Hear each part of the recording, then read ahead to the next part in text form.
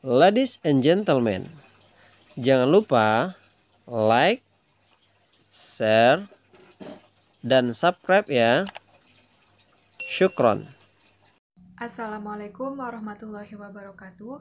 Perkenalkan, nama saya Filta Zahera, NIM 11820720367, jurusan Ilmu Hukum, Universitas Islam Negeri Sultan Syarif Qasim Riau. Di video ini, saya akan menjelaskan tentang jarimah sarikoh atau tindak pidana pencurian, yang mana video ini dibuat untuk memenuhi tugas ujian tengah semester dari mata kuliah Fikih Jinayah.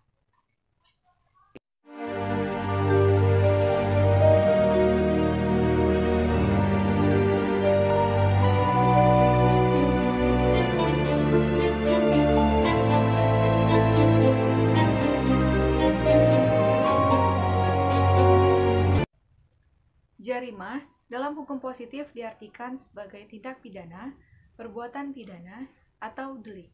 Sebuah perbuatan dapat dinamai jarimah apabila perbuatan tersebut menimbulkan kerugian bagi orang lain. Kerugian ini dapat berupa kerugian material atau kerugian non-material. Kerugian material dapat berupa kerugian atas jasad, nyawa, atau harta benda. Kerugian non-material dapat berupa gangguan non-fisik seperti gangguan ketentraman, kenyamanan, harga diri, ataupun adat. Kemudian menurut Hanafi, jarimah adalah larangan-larangan syara yang diancam Allah dengan hukuman had atau takzir. Ada kalanya larangan ini berupa dikerjakannya suatu perbuatan yang dilarang atau meninggalkan suatu perbuatan yang diperintahkan. Sarikoh berasal dari kata saroko, yasriku, sarokon, yang secara bahasa berarti mengambil sesuatu milik orang lain secara sembunyi-sembunyi dan dengan tipu daya. Secara istilah, sarikoh diartikan sebagai perbuatan seseorang yang sadar dan sudah dewasa mengambil barang milik orang lain secara sembunyi-sembunyi dari tempat yang sudah dimaklumi, yaitu tempat yang sudah biasa dijadikan sebagai tempat penyimpanan, yang mana tindakan ini dibuat dengan cara yang tidak dibenarkan hukum dan tidak karena syubhat. Menurut Mahmud Syaltut, sarikoh adalah mengambil harta milik orang lain secara sembunyi-sembunyi yang dilakukan oleh orang yang tidak dipercayai menjaga barang tersebut. Definisi yang diberikannya sekaligus membedakan antara pencurian dan penggelapan, yang mana pencurian dilakukan oleh orang yang tidak dipercayai menjaga barang tersebut, sedangkan penggelapan dilakukan oleh orang yang telah dipercayai menjaga barang tersebut.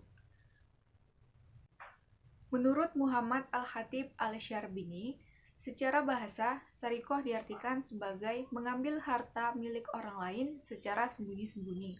Secara istilah syara, sarikoh diartikan sebagai mengambil harta milik orang lain secara sembunyi-sembunyi dan zolim, di mana mengambil harta ini diambil dari tempat yang sudah biasa dijadikan sebagai tempat penyimpanan dan dengan syarat tertentu. Menurut Wahbah Az-Zuhaili, sarikoh adalah mengambil harta milik orang lain dari tempat penyimpanan yang sudah biasa digunakan untuk menyimpan secara diam-diam dan sembunyi-sembunyi. Ia juga mengatakan bahwa sebuah informasi dan pandangan juga dapat dikategorikan sebagai pencurian apabila informasi dan pandangan tersebut diambil dengan cara yang sembunyi-sembunyi. Menurut Abdul Qadir Audah, sarikoh dibagi menjadi dua, yaitu sarikoh yang diancam dengan hukuman had dan sarikoh yang diancam dengan hukuman takzir. Sarikoh yang diancam dengan hukuman had dibagi menjadi dua, yaitu pencurian kecil dan pencurian besar. Pencurian kecil adalah mengambil harta milik orang lain secara diam-diam, dan pencurian besar adalah mengambil harta milik orang lain dengan kekerasan, atau hal ini biasa disebut dengan perampokan. Perbedaan pencurian kecil dan pencurian besar adalah pencurian kecil mengambil harta orang lain tanpa disadari dan tanpa diizinkan oleh pemilik. Sedangkan pencurian besar mengambil harta milik orang lain dengan sepengetahuan pemilik.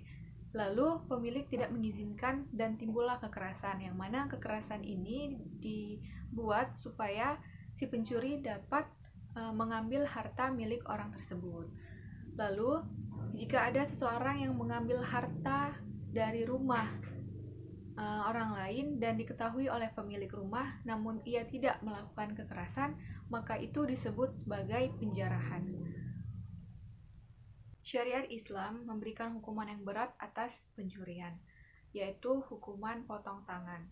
Hal ini dilakukan untuk memberikan efek jerat kepada pencuri dan mencegah terjadinya perbuatan pencurian. Hal ini sesuai dengan firman Allah yang berbunyi, laki-laki yang mencuri dan perempuan yang mencuri, potonglah tangan keduanya sebagai balasan atas perbuatan yang telah mereka lakukan dan sebagai siksaan dari Allah. Dan Allah Maha Kuasa lagi Maha Bijaksana. Quran Surat Al-Ma'idah ayat 38. Di dalam ayat ini Allah Subhanahu wa Ta'ala secara tegas menyatakan bahwa laki-laki pencuri dan perempuan pencuri harus dipotong tangannya. Ulama sepakat mengenai hal ini, namun mereka berbeda pendapat mengenai batas minimal atau nisab barang curian dan tangan sebelah mana yang akan dipotong. Sepintas, ayat 38 dari surat Al-Ma'idah tadi bersifat umum, yang mana setiap pencuri harus dipotong tangannya. Akan tetapi tidak demikian, sebab ada hadis Nabi dari Aisyah radhiyallahu anhu, ia mengatakan bahwa Rasulullah Shallallahu alaihi wasallam bersabda, tangan pencuri akan dipotong jika mencuri seharga 1/4 dinar atau lebih. Hadis riwayat muttafaqun alaih. Dalam hadis ini telah dinyatakan secara tegas bahwa tangan pencuri yang akan dipotong adalah pencuri yang mencuri dengan harga barang senilai 1/4 dinar atau lebih. Namun, ulama berbeda pendapat mengenai hal ini. Abu Hanifah dan 2 orang sahabatnya menyatakan bahwa tangan pencuri tidak harus dipotong kecuali ia mencuri barang yang harganya senilai 10 dirham, baik itu timbangan, takaran, maupun uang. Alasan mereka adalah hadis dari Ibnu Abbas yang menyatakan perisai yang dicuri oleh pencuri yang tangannya dipotong oleh Rasulullah SAW adalah senilai 10 dirham. Sementara Al-Syaukani berpendapat bahwa hadis yang dijadikan hujjah bagi Abu Hanifah dalam menetapkan nisab barang curian adalah hadis yang statusnya mu'an'an, yang mana hadis ini tidak sah karena bertentangan dengan kitab Sahih dari Ibnu Umar dan Aisyah. Kemudian Al-Utsaimin berpendapat tangan pencuri harus dipotong apabila ia mencuri senilai 1/4 dinar. Jatuhkan hukuman potong tangan apabila ia mencuri senilai dengan 1/4 dinar dan batalkan sanksi tersebut jika ia mencuri kurang dari 1/4 dinar. Sholih Said Al-Haidun dalam bukunya Al-Mutaham fi Majlis Al-Qada menyatakan ada 5 syarat yang harus dipenuhi jika ingin menetapkan hukuman. Yang pertama, pencuri haruslah orang dewasa dan berakal sehat. Jika pencurinya adalah anak-anak, orang gila, atau orang yang dalam keadaan terdesak, maka ia tidak dapat dituntut. Yang kedua, pencurian dilakukan tidak karena terdesak kebutuhan hidup. Contoh kasusnya itu dari hamba sahaya milik Hatib bin Abi Balta'ah, yang mana ia mencuri dan menyembelih unta milik orang lain. Yang kemudian kabar ini sampai kepada Umar. Namun Umar tidak menjatuhinya hukuman karena mengetahui alasan ia mencuri adalah untuk memenuhi kebutuhan hidup. Ketiga, tidak terdapat hubungan kerabat antara pencuri dan korban. Contohnya seperti anak mencuri harta ayahnya. Keempat, tidak ada unsur syubhat dalam kepemilikan, yang seperti kepemilikan barang bersama antara si pencuri dan pemilik barang. Kelima, pencurian tidak terjadi pada saat peperangan di jalan Allah, karena pada saat itu Rasulullah tidak menetapkan hukuman potong tangan, namun dapat diberikan sanksi dalam bentuk yang lain. Demikian pemaparan dari saya mengenai jarimah sarikoh atau tindak pidana pencurian. Mohon maaf apabila ada salah-salah kata ataupun ada hal yang kurang dimengerti. Billahi taufiq wal hidayah. Wassalamualaikum warahmatullahi wabarakatuh.